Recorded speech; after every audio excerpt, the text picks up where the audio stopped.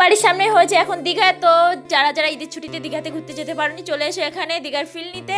ওনাদের বিয়ের কার্ড ছাপাতে গিয়ে এত সমস্যার সম্মুখীন হলাম, বিয়েতে কি হবে কি জানি। তো যাই হোক, ভিডিওটা প্রথম থেকে শুরু করা যাক। হ্যালো এভরিওয়ান, কেমন আছো তোমরা সবাই? আশা করি সবাই খুব ভালো আছো, আমিও খুব ভালো আছি। তো যাই হোক, চলে আসলাম আর একটা নতুন ব্লগের সঙ্গে। এখানে মেয়েকে পাঠিয়ে দিচ্ছিলাম দাদা ভাইয়ের বাড়িতে, শ্রীমান এই বাড়িতে, এই জন্য দাদা ভাইয়ের বাড়িতে পাঠিয়ে দিচ্ছি এখানে। তো আমরা এই দীঘা সমুদ্র পার করেই চলে যাচ্ছি এখন, কিন্তু আমরা গ্রামের ভিতর দিয়ে যাব না। গ্রামের লোকের কোথায় যাচ্ছি, কি করছি, বাড়িতে কে আছে, কি রান্না করে এসেছি, এইসব কৈফিয়ত দিতে দিতে মানে আমাদের যাওয়াটাই বৃথা হয়ে যায় আর কি। কেন আসলাম, মানে মানুষ এত কোশ্চেন করতে পারে। তো যাই হোক, চলে আসলাম এখানে। আজকে আমাদের একটা প্রজেক্ট পরীক্ষা ছিল, এই জন্য সেটাই দিতে। তো আমাদের ফ্রেন্ডগুলো আমাদের এখানে খাওয়াচ্ছে।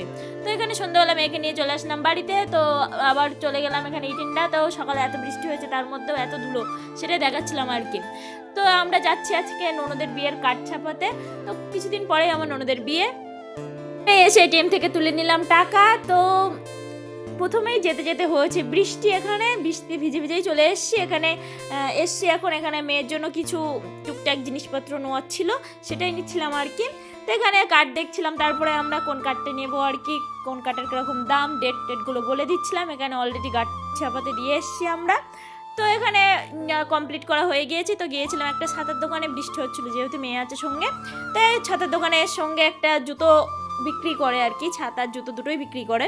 সেখানেই দাঁড়িয়েছিলাম বৃষ্টির মধ্যে, আর পাশে ছিল একটা খেলনার দোকান। তো আমার অবস্থা কি সেটাই বুঝতে পারছো তোমরা। তো বৃষ্টি থামছিল না, এই জন্য আমি গিয়ে একটু ফল কিনে নিয়ে আসলাম, একটু খাবার দাবার কিনে নিয়ে আসলাম। এখানে আমরা 2 ঘন্টা ধরে দাঁড়িয়েছিলাম, তাও আমাদের বৃষ্টি কমছিল না। তো যাই হোক, এখানে আমরা এতক্ষণ দাঁড়িয়েছিলাম, তাও বৃষ্টি কমার কোনো নাম নেই। তাই আমি একটা স্টল কিনে বাড়ি চলে আসলাম বাড়িতে, মেয়ের মাথাটা ঢেকে। তা আমরা পুরো একদম ভিজে গিয়েছি, বাড়ি এসে ফ্রেশ হয়ে খেয়ে নিচ্ছি পপকর্ন। তো আজকের ভিডিওটা এই পর্যন্তই। তো চলো, দেখা হচ্ছে নেক্সট কোনো ব্লগে।